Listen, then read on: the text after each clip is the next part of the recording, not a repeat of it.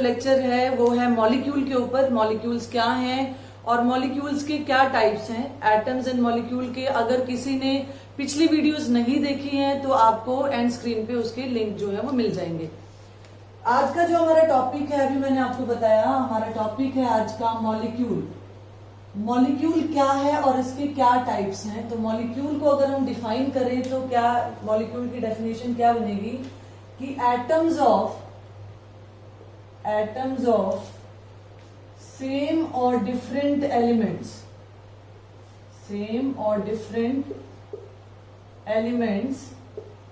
Combine together. जब same और different elements के एटम कंबाइन करते हैं तब बनता है हमारा मॉलिक्यूल। इसका क्या मतलब हुआ कि they are bonded, these atom they are bonded with the force of attraction and exist independently।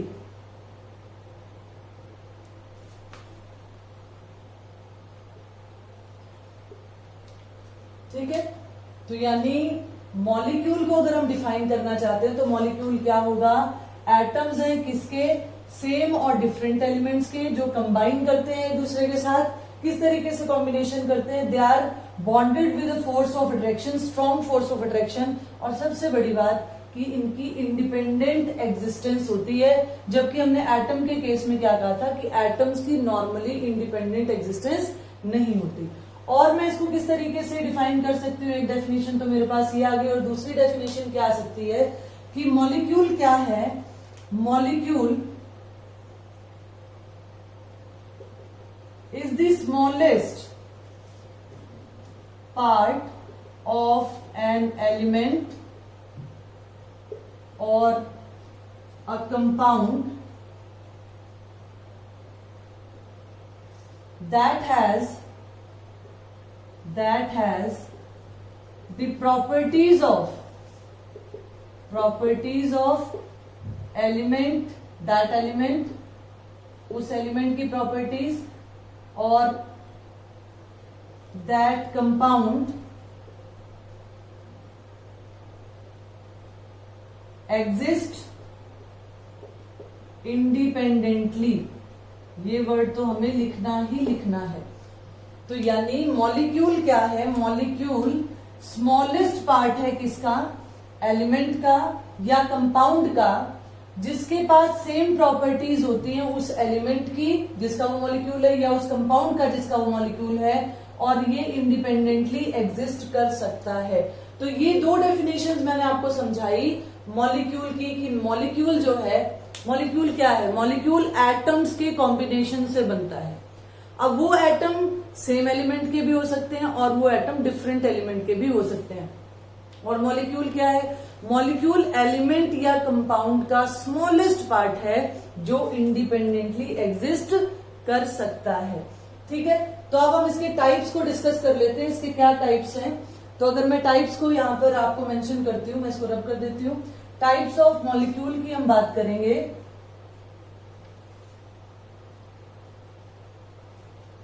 तो अभी मैंने आपको कहा मॉलिक्यूल जो है वो एलिमेंट का भी हो सकता है और मॉलिक्यूल जो है वो कंपाउंड का भी हो सकता है। तो इसके हिसाब से मॉलिक्यूल को अगर हम क्लासिफाई करें या टाइप्स की बात करें तो इट कैन बी, अगर इसके टाइप्स की हम बात कर रहे हैं तो इसके दो टाइप्स हो सकते हैं। क्या, एक तो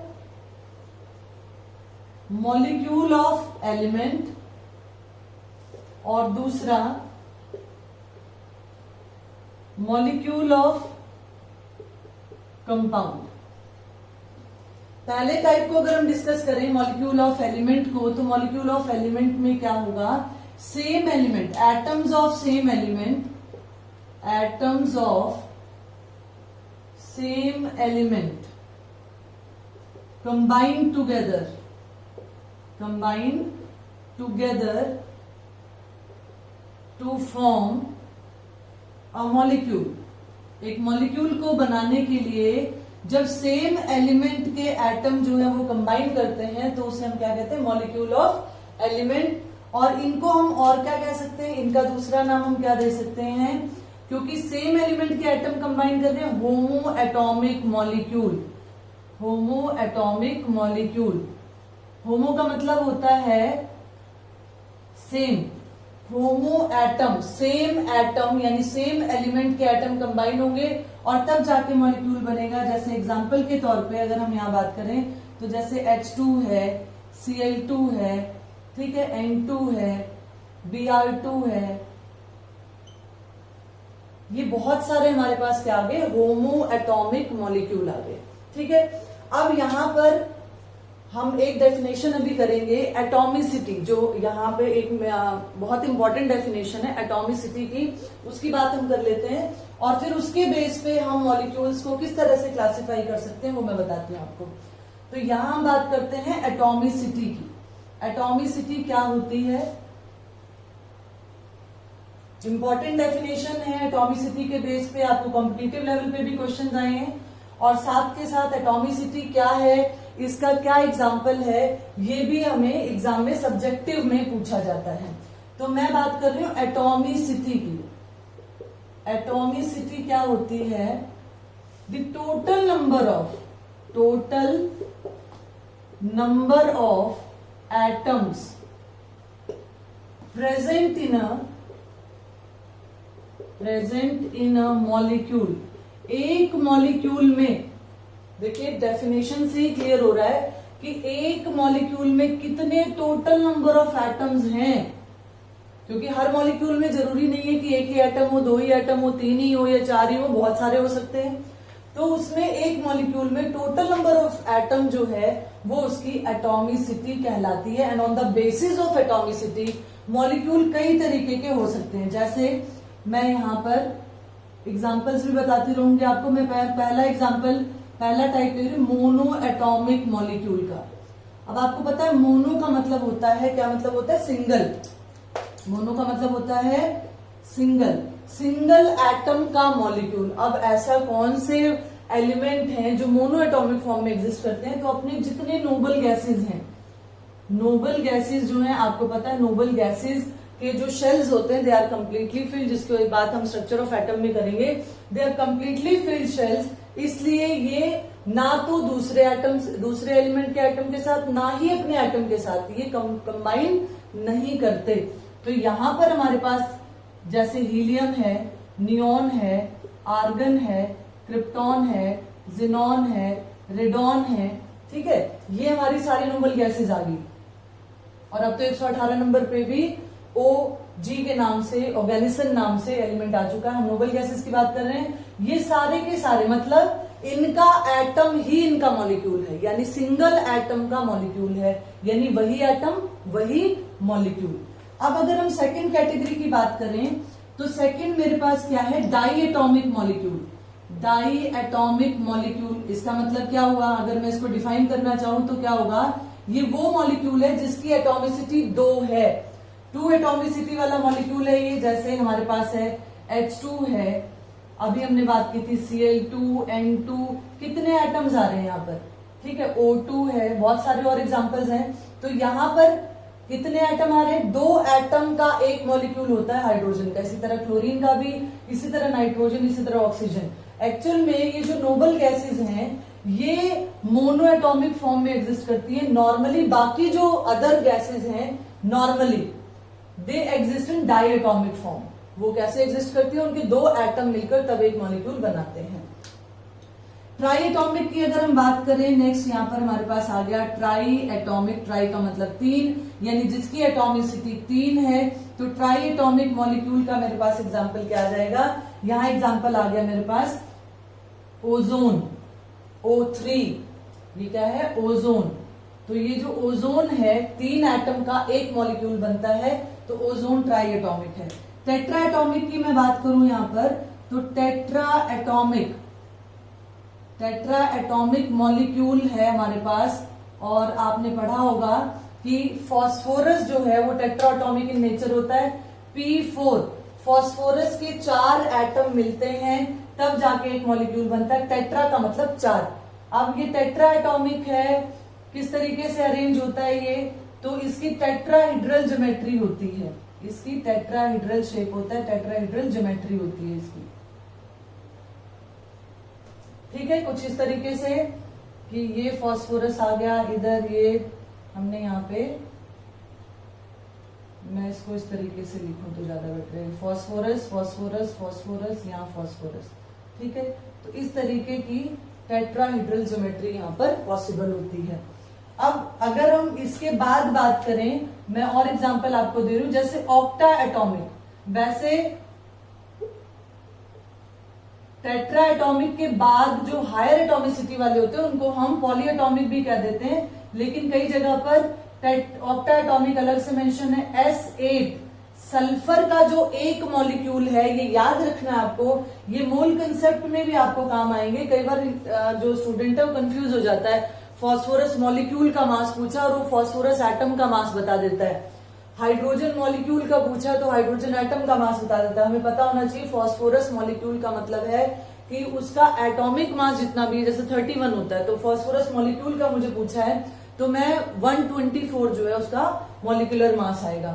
सल्फर के 8 एटम मिलते हैं तब जाके हमारे पास एक मॉलिक्यूल बनता है सल्फर का, और इसकी शेप जो है वो कैसी होती है, अगर मैं शेप की यहां बात करूं तो इसकी शेप होती है क्राउन शेप स्ट्रक्चर होता है, क्राउन यानी ताज की तरह। तो ये मेरे पास इसकी शेप आ गई, यहां पर हर कॉर्नर पर सल्फर है, सल्फर ये जो बना रखे हमने, तो यहाँ 8 सल्फर मिलते हैं तब जाके ये हमारे पास S8 बनता है। इसी में पॉली एटॉमिक की अगर मैं आपसे बात करूं तो पॉली एटॉमिक मॉलिक्यूल जिसमें बहुत ज्यादा नंबर ऑफ एटम है, जिसकी एटॉमिसिटी ज्यादा है, किससे 4 से ज्यादा वाले को भी पॉली एटॉमिक बोल देते हैं हम। तो यहाँ ऑक्टा एटॉमिक मैंने आपको अलग से बता दिया। पॉली एटॉमिक में हम एग्जाम्पल करेंगे, हमारे पास एग्जाम्पल है C60 का, C60। तो C60 के बारे में थोड़ा सा मैं आपको यहाँ पर बता देती हूँ। C60 जो है इसे हम क्या कहते हैं, इसे हम कहते हैं फुलरीन। C60 जो है कार्बन का एलोट्रॉप है, एलोट्रॉपिक फॉर्म है ये, एलोट्रॉपिक फॉर्म ऑफ कार्बन। ठीक है, फुलरीन जो है एलोट्रॉपिक फॉर्म ऑफ कार्बन है। जैसे कार्बन के एलोट्रॉप्स डायमंड, ग्रेफाइट, फुलरीन, इन 3 फॉर्म में हम कहते हैं क्रिस्टलाइन फॉर्म्स ऑफ कार्बन। तो हमारे पास डायमंड, ग्रेफाइट, फुलरीन ये है। अब ये जो फुलरीन है इसका नाम बकमिंस्टर फुलरीन भी है। ठीक है, फुलरीन में ये मैंने C60 मेंशन किया है। फुलरीन में अगर हम बात करें तो 60 कार्बन से लेके 370 कार्बन एटम्स तक हो सकते हैं। फुलरीन के ऊपर मैंने वीडियो अलग से बना रखी है, मैं एंड स्क्रीन पे आपको भेज दूंगी। अगर कोई इसकी ज्यादा डिटेल करना चाहे, जैसे इसकी जो शेप होती है, इसकी शेप मैं हल्का यहाँ बता दूं आपको, अगर इसकी डिटेल आप किसी को करनी हो तो मैं एंड स्क्रीन में इसका वीडियो लिंक आपको प्रोवाइड कर दूंगी, आप फुलरीन का वहां से जितनी डिटेल हो ले सकते हो। तो फुलरीन कैसा होता है, फुटबॉल लाइक स्ट्रक्चर होता है इसका, फुटबॉल लाइक स्ट्रक्चर, फुटबॉल के जैसा इसका स्ट्रक्चर है, जिसके अंदर हमारे पास क्या है, इसके अंदर पेंटागन और हेक्सागोनल रिंग्स जो है वो यहाँ पर अरेंज्ड है। मैं रफली यहाँ पर ड्रॉ कर रही हूँ इसको। ठीक है, इस तरीके से पेंटागनल एंड हेक्सागोनल रिंग्स हैं। C60 में 26 मेंबर्ड रिंग्स हैं, ये क्वेश्चन NTSC में आया हुआ है, और 12 5 मेंबर्ड रिंग्स हैं। 12 जो है वो 5 मेंबर्ड रिंग्स हैं, और ये हमारा क्वेश्चन जो है ये NTSC में आया हुआ है कि फुलरीन C60 में, फुलरीन में मैंने आपको क्या कहा, 60 कार्बन से 370 कार्बन एटम हो सकते हैं। 60 और 70 वाला जो फुलरीन है वो रिसेंटली 70 वाला भी डिस्कवर हो चुका है। 60 वाला जब मोस्ट स्टेबल फॉर्म फुलरीन की C60 पाई जाती है। इसके बीच में फुटबॉल लाइक स्ट्रक्चर है जिसमें 26 मेंबर्ड रिंग्स हैं और 12 5 मेंबर्ड रिंग्स हैं, ये हमें ध्यान रखना है। C60 की बात कर रही हूँ, और इसकी ज्यादा डिटेल के लिए आपको मैंने बोला है कि मैंने वीडियो बना रखी है, आप वहां से देख सकते हो। ठीक है, इसका नाम जो है ये फुलरीन कैसे पड़ा, क्योंकि एक्चुअल में इसकी डिस्कवरी करने वाले तो 3 अलग साइंटिस्ट थे। ठीक है, लेकिन इसका नाम किसके ऊपर पड़ा? यूएस के एक आर्किटेक्ट थे बकमिंस्टर फुलर। यूएस के आर्किटेक्ट थे बकमिंस्टर फुलर। उनका फुलरीन से कोई लेना देना नहीं था। यूएस आर्किटेक्ट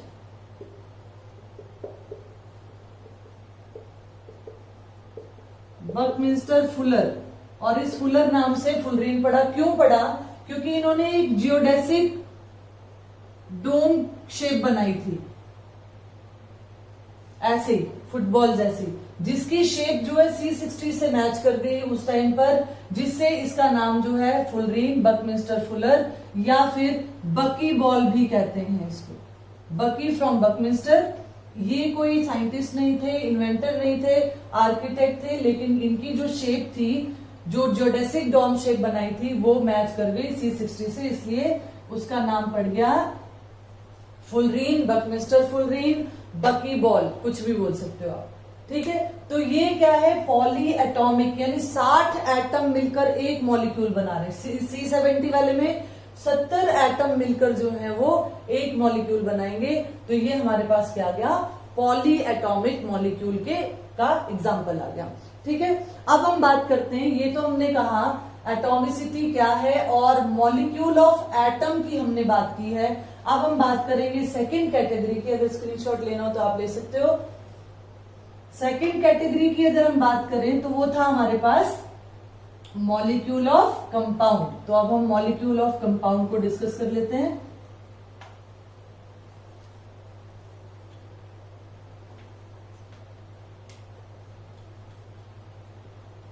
सेकेंड कैटेगरी है हमारे पास मॉलिक्यूल ऑफ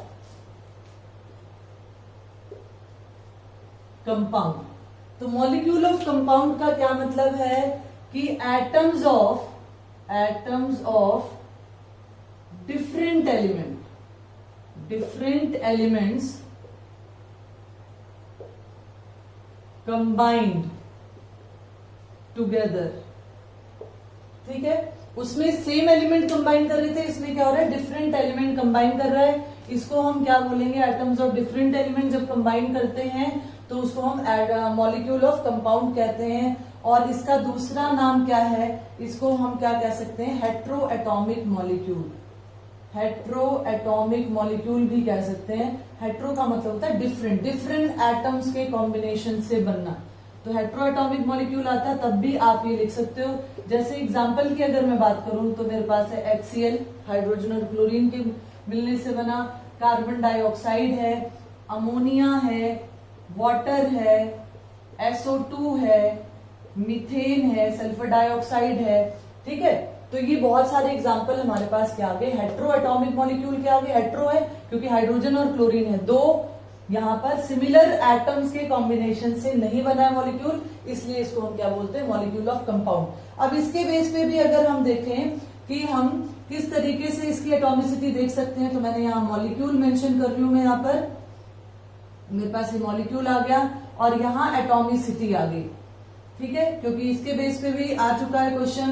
किस तरीके का क्वेश्चन आता है कि which of the following have the atomicity of 4। जैसे ये क्वेश्चन जो मैं आपको बोल रही हूँ, ये क्वेश्चन आया था हमारा NTSC में कि आपको 4 ऑप्शंस दिए गए थे और आपसे पूछा गया था कि इसमें 4 एटॉमिसिटी किसकी है। तो कुछ भी नहीं करना था, सिर्फ एटम्स को काउंट करना था हमें। जैसे मेरे पास HCl है, मैंने जो एग्जाम्पल्स लिखे मैं मेंशन कर रही हूँ।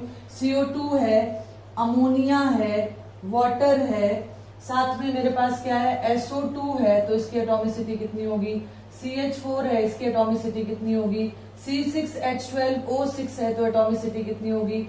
C12H22O11 है, ये ग्लूकोज आ गया, ये आपके पास शुगर मॉलिक्यूल आ गया। तो अगर इसी तरीके से कोई भी मॉलिक्यूल आपको दे दिया जाए तो आप एटॉमिसिटी बहुत सिंपल तरीके से निकाल सकते हो। क्या करेंगे? इसमें जो कंबाइनिंग एटम है वो क्या? हाइड्रोजन और क्लोरीन, कितने कितने? एक एक है, तो ये क्या बनेगा? डाई एटॉमिक है ये। ठीक है जी, डाई एटॉमिक है। इसका मतलब इसकी एटॉमिसिटी की अगर मैं बात करूं तो इसकी एटॉमिसिटी क्या है? 2 है। इसकी एटॉमिसिटी की अगर बात करें तो 2 और 1 3, 3 और 1 4 इसकी एटॉमिसिटी है। 2 और 1 3, वाटर की एटॉमिसिटी 3 है। सल्फर डाइऑक्साइड की अगर मैं बात कर रही हूं तो यहाँ इसकी एटॉमिसिटी 2 और 1 3 आ गई।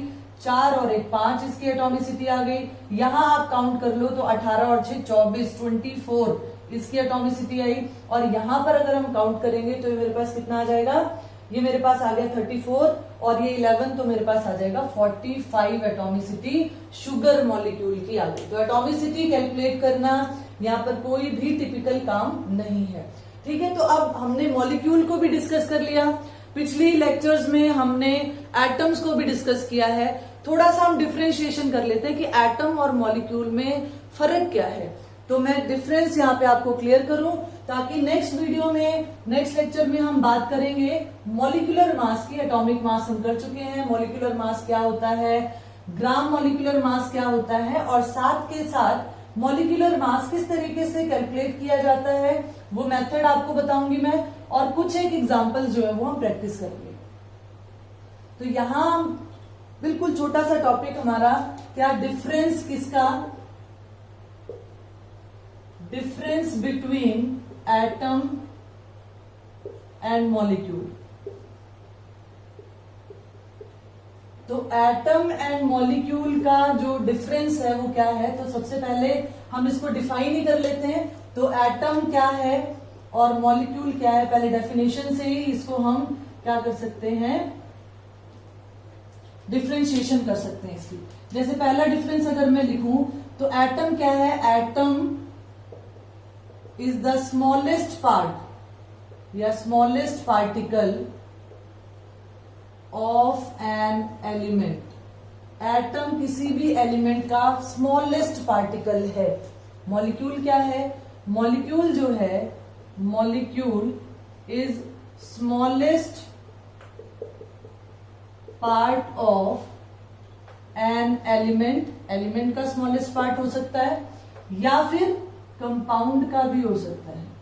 कंपाउंड का जो स्मॉलेस्ट पार्ट है वो भी आपका क्या है, मॉलिक्यूल है। तो एलिमेंट और कंपाउंड का स्मॉलेस्ट पार्ट हो सकता है। दोनों में फिर क्या फर्क हुआ, दोनों ही स्मॉलेस्ट है। तो they can not be, atoms they can not be broken into smaller one. मतलब अब एटम से छोटे में इसको डिवाइड नहीं किया जा सकता। और ये क्या किया जा सकते हैं, molecule they can be broken into atoms. Molecule को जब आप तोड़ोगे तो आपके पास जिन एटम से मिलकर बना है वो आपके पास एटम्स आ जाएंगे। इसका मतलब कि मॉलिक्यूल क्या है उसको फर्दर आप ब्रेक कर सकते हो। और क्या डिफरेंशिएशन हो सकती है कि नॉर्मली, हम नॉर्मली की बात कर रहे हैं क्योंकि हमने अभी बताया कि जो हमारी नोबल गैसेज हैं उनका एटम ही उनका मॉलिक्यूल है, यानी उनकी एटम की इंडिपेंडेंट एग्जिस्टेंस है। Normally atoms do not exist independently. Atoms की इंडिपेंडेंट एग्जिस्टेंस नहीं होती नॉर्मली, बट